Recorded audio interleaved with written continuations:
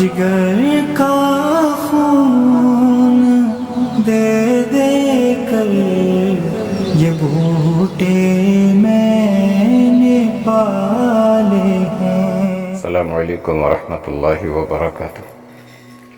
محترم ناظرین، ہمارے اس چینل کا مقصد آپ کے سامنے واضح ہو گیا ہے۔ اگر آپ حضرات چاہتے ہیں کہ یہ مکمل کہانی آپ کی سماعتوں کی نظر کی جائے تو آپ اس چینل کو لائک کریں اور سبسکرائب کریں اور صدقہ جاریہ سمجھ کر دوسروں کو شیئر بھی کریں۔ علاوہ ازیں آپ اپنی قیمتی رائے سے ہمیں کمنٹ میں مطلع فرمائیں۔ آپ کی رائے ہمارے لیے قیمتی سرمایہ ہے تاکہ آئندہ ہم آپ کے لیے اچھی سے اچھی ویڈیوز تیار کر سکیں۔ تو لیجئے ناظرین، پیش خدمت ہے قسط نمبر 35۔ بسم اللہ الرحمن الرحیم۔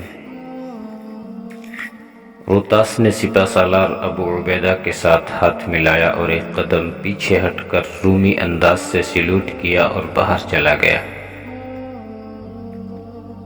وہاں گھوڑوں کی کوئی کمی نہیں تھی۔ ان رومیوں کے سینکڑوں گھوڑے پکڑے گئے تھے جو مارے گئے تھے یا شدید طور پر زخمی ہو گئے تھے۔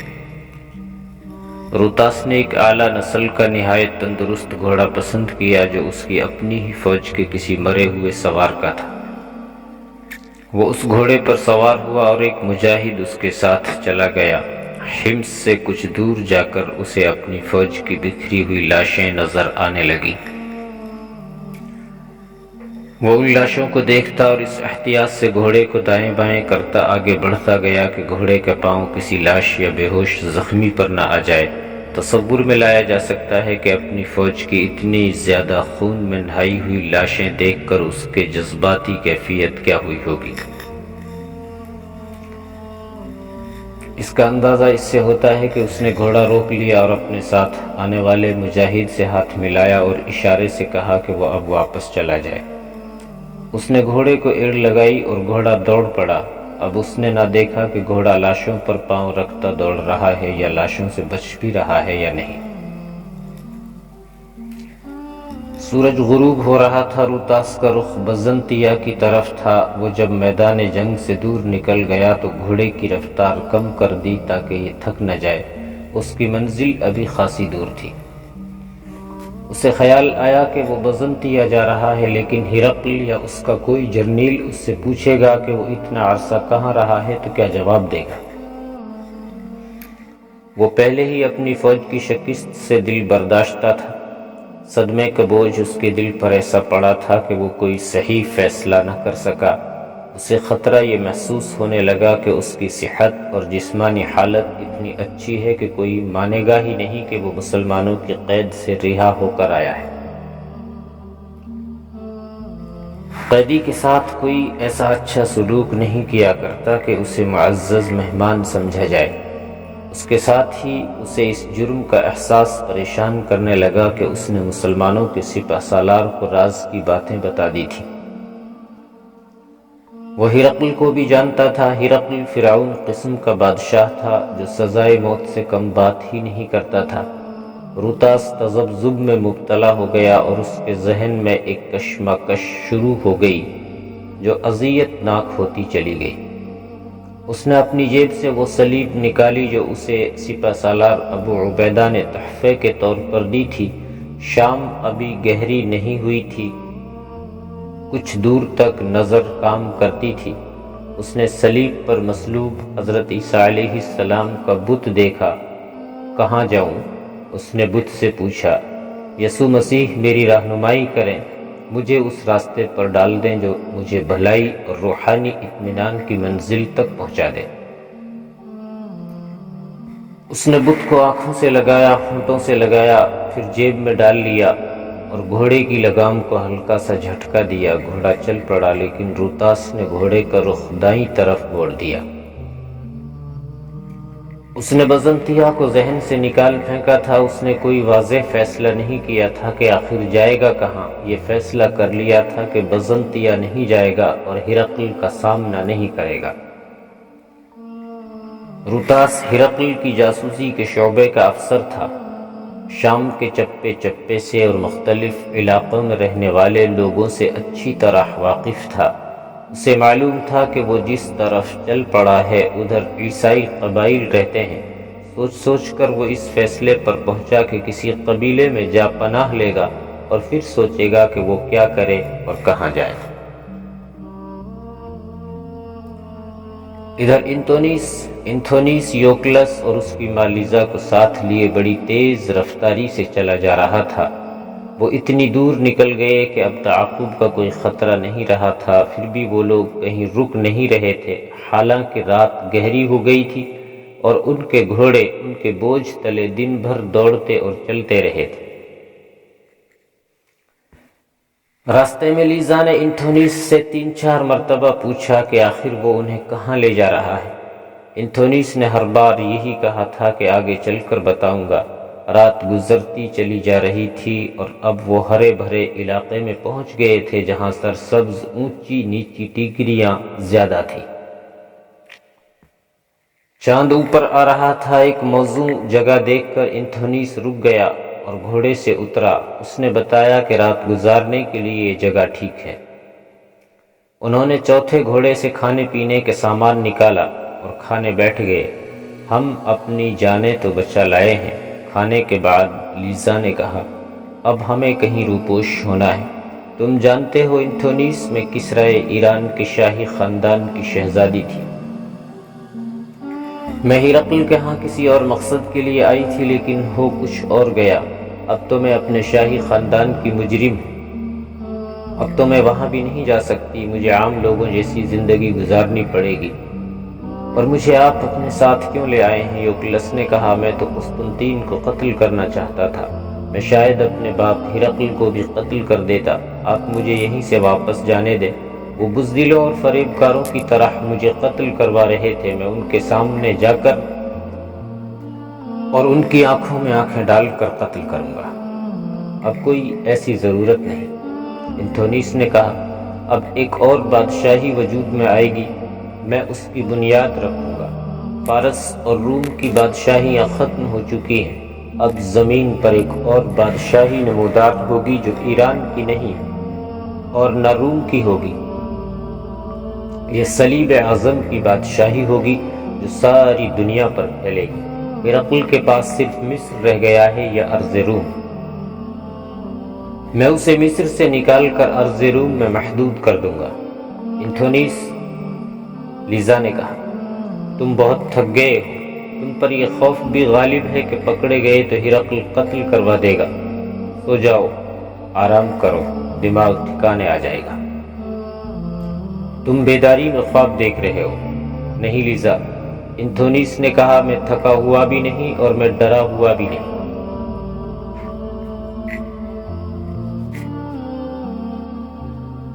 اتنا بیدار میں کبھی بھی نہیں ہوا تھا جتنا اب ہوں۔ تم خواب کی بات کرتی ہو، میں تمہیں بتاتا ہوں کہ میں کس حقیقت پر یہ ارادے باندھ رہا ہوں۔ الجزیرہ کے یہ عیسائی قبائل میری فوج ہوگی۔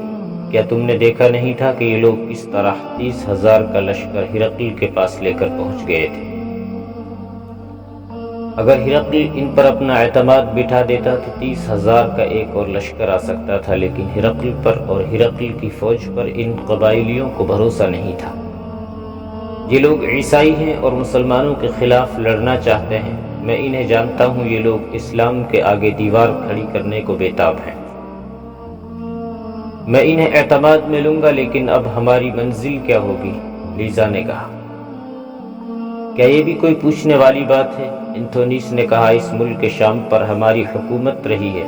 میں سارے ملک میں گھوما پھرا ہوں۔ الجزیرہ میں تو میں بہت عرصہ رہا ہوں اور مختلف قبائل کے سرداروں کو صرف جانتا ہی نہیں بلکہ بعض کے ساتھ میرے دوستانہ تعلقات ہیں۔ میں یہ بھی جانتا ہوں کہ ان میں کون کون سے قبیلے زیادہ طاقتور ہیں۔ میں ان میں سے کسی ایک کے پاس جا رہا ہوں۔ مجھے پوری امید ہے کہ یہ لوگ مجھے مایوس نہیں کریں گے۔ یہ تو خوش ہوں گے کہ انہیں ایک تجربہ کار جرنیل مل گیا ہے۔ میں انہیں ایک فوج کی صورت میں منظم کر لوں گا اور ان کی تربیت اسی طرح کروں گا جس طرح ہم اپنی فوج کی کرتے ہیں۔ انتھونیس نے جن 2 عیسائی قبیلوں کی طرف اشارہ کیا تھا ان میں ایک تھا بنی ربیعہ، دوسرا تھا بنی تنوخ۔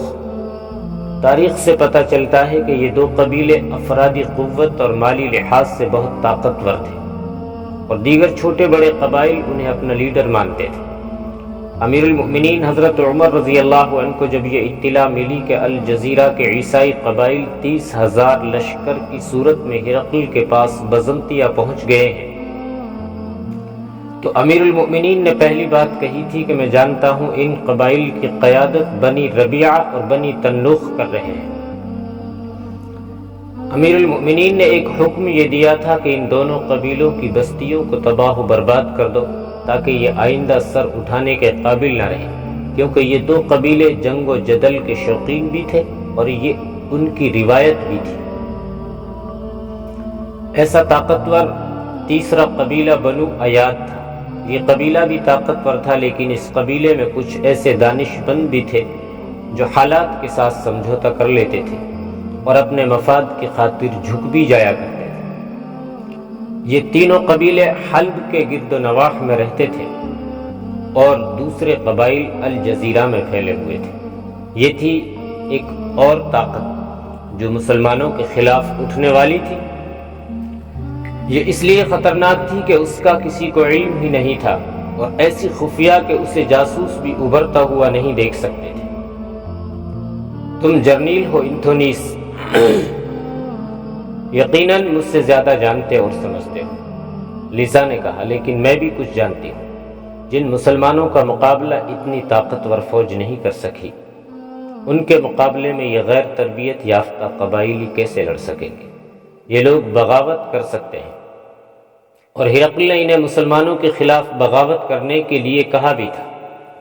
میں جرنیل ہوں لیزا، انتھونیس نے کہا، میں فوجوں کی خوبیاں اور خامیاں سمجھتا ہوں۔ مسلمانوں نے ملک شام فتح تو کر لیا ہے، لیکن وہ اس قدر تھک چکے ہیں کہ یہاں سے آگے بڑھے تو ان کا دم ختم ہو جائے گا۔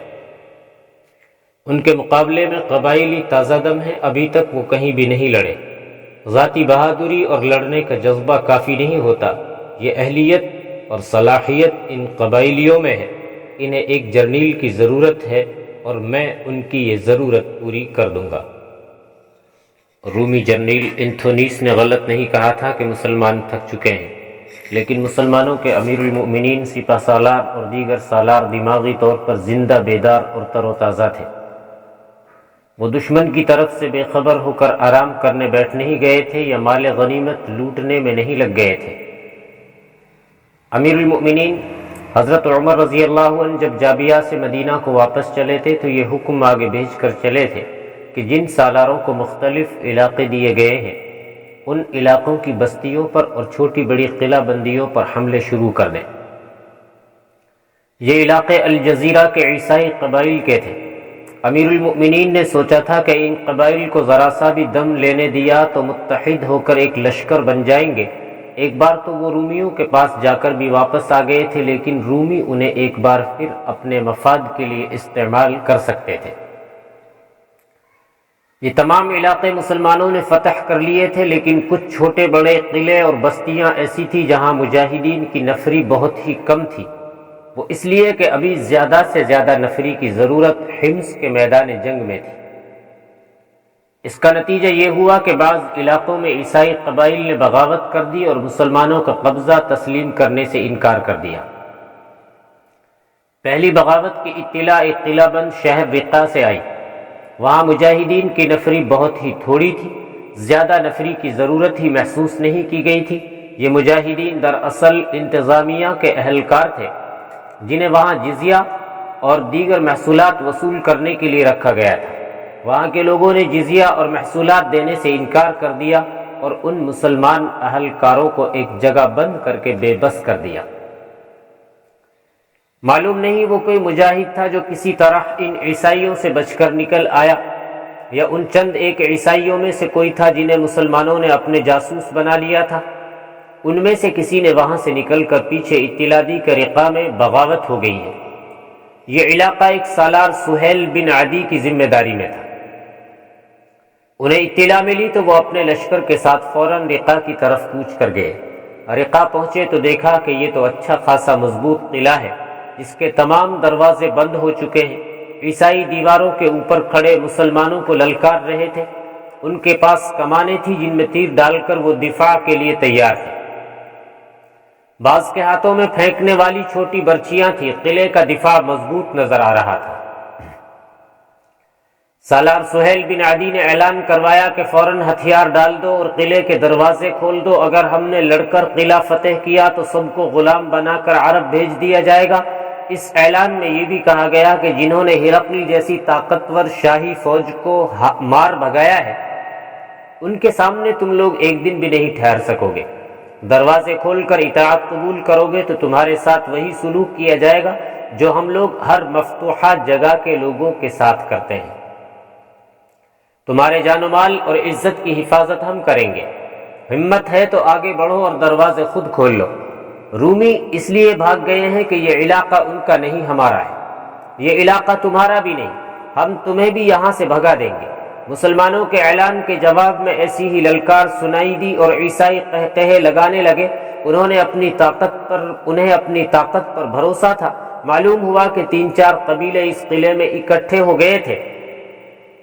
انہیں معلوم نہیں تھا کہ قلعے کو کوئی فوج ہی بچا سکتی ہے جسے قلعہ بند ہو کر لڑنے کی تربیت دی گئی ہو اور یہ فوج تجربہ اور مہارت رکھتی ہو۔ قلعے کی دیواریں اور دروازے اندر والوں کو کچھ ہی وقت کے لیے بچا سکتے ہیں۔ سالار سہیل بن عدی نے اپنے تیر اندازوں کو آگے کیا اور دیوار کے تھوڑے سے حصے پر بڑی تیز تیر اندازی کا حکم دیا۔ تیر اندازوں نے تیروں کی بوچھاڑیں پھینکنی شروع کر دی، لیکن دیوار کے اوپر والے تیر اندازوں نے جب تیر پھینکے تو ان کے سامنے ٹھہرنا محال ہو گیا۔ تیروں کے ساتھ برچیاں بھی آنے لگی۔ یہ کم عقل اور اناڑی ہے، سالار سہیل نے کہا۔ برچیاں ضائع کر رہے ہیں، برچیاں اکٹھی کر لو، یہ ہمارے کام آئیں گی۔ ان تیروں کے سائے میں سالار سہیل نے اپنے کچھ جانبازوں کو پہلو کے ایک دروازے کی طرف اس مقصد کے لیے دوڑایا کہ وہ دروازہ توڑ دیں۔ یہ جانباز کلاڑوں سے مسلح تھے، لیکن دیوار پر کھڑے تیر اندازوں نے اپنے تیروں کا رخ اس طرف کر دیا جس سے جانباز دروازے تک پہنچنے میں کامیاب نہ ہو سکے۔ کچھ جانباز تیر اپنے جسموں میں لے کر واپس آئے اور کچھ تیروں کی زد میں آنے سے پہلے ہی پیچھے آ گئے۔ سالار سہیل نے قلعے کا ایک چکر لگایا۔ وہ اب دیکھ رہے تھے کہ دیوار کہیں سے کمزور نظر آئے تو دیوار توڑی جائے۔ جانبازوں نے کہا کہ دیوار مضبوط ہی صحیح، وہ کسی نہ کسی جگہ سے اسے توڑ لیں گے۔ قلعے توڑنے اور سر کرنے میں مسلمان خصوصی مہارت رکھتے تھے۔ تاریخ بتاتی ہے کہ اس مہارت کی اصل حقیقت یہ تھی کہ مسلمانوں میں جذبہ تھا۔ ان کا لڑنے کا اصول یہ تھا، فتح یا شہادت۔ یہ تفصیلات خاصی طویل ہے کہ سالار سہیل بن عدی نے قلعہ توڑنے کے لیے کیسے کیسے اقدامات کیے اور مجاہدین نے کس طرح جانیں ہتھیلی پر رکھ کر ہر اقدام کامیاب کرنے کی کوشش کی۔ کوشش تو کوئی بھی کامیاب نہ ہوئی، لیکن دشمن پر دھاک بیٹھ گئی اور دیواروں کے اندر کے لوگوں پر خوف و ہراس طاری ہونے لگا۔ تاریخ نویس ابن کثیر اور بلازری لکھتے ہیں کہ ابھی 7-8 دن ہی گزرے ہوں گے کہ قلعے کے اندر سے اعلان ہوا کہ وہ لوگ صلح کرنا چاہتے ہیں، اس لیے لڑائی ملتوی کی جائے اور جو جہاں ہے وہیں رہے۔ سالار سہیل بن عدی نے عارضی طور پر جنگ بندی کر دی۔ ان دونوں تاریخ نویسوں نے اس جنگ بندی کا پس منظر یوں بیان کیا ہے کہ جب ان عیسائی قبائلیوں نے دیکھا کہ مسلمان غیر معمولی تابڑتوڑ حملے کر رہے ہیں تو وہ جان گئے کہ یہ لوگ قلعہ سر کر کے ہی رہیں گے اور پھر ان کی کوئی شرط قبول نہیں کریں گے۔ قبائل کے سرداروں نے سر جوڑے اور ایک معمر دانشور نے انہیں صحیح صورتحال سے آگاہ کیا اور کہا کہ اس پر غور کریں۔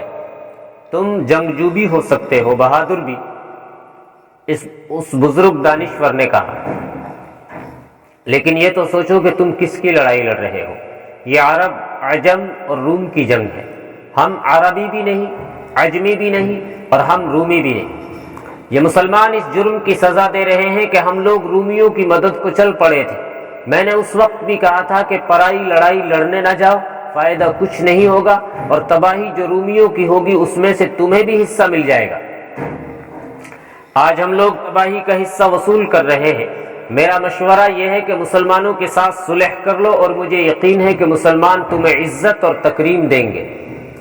ایک اور سردار نے کہا کہ لڑنا ہے تو تمام قبائل اکٹھے ہو کر ایک لشکر تیار کریں اور پھر مسلمانوں کو للکارے کہ یہ ہماری زمین ہے، یہاں سے چلے جاؤ ورنہ ہم تلواروں کے زور سے تمہیں نکالیں گے۔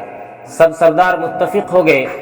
انہوں نے اسی وقت مسلمان اہلکاروں کو قید سے آزاد کیا اور اپنے پاس بلا کر پوچھا کہ وہ صلح کا معاہدہ کرنا چاہتے ہیں، اس کا اختیار کون سے سالار کے پاس ہے؟ کیا یہی سالار صلح کر لے گا جس نے محاصرہ کر رکھا ہے؟ ان مسلمانوں نے انہیں بتایا کہ الجزیرہ کا علاقہ 3 سالاروں میں تقسیم کیا گیا ہے اور ان کا سپہ سالار عیاض بن غنم ہے جو اس وقت واسط میں ہوگا، صرف اسے صلح کرنے کا اختیار حاصل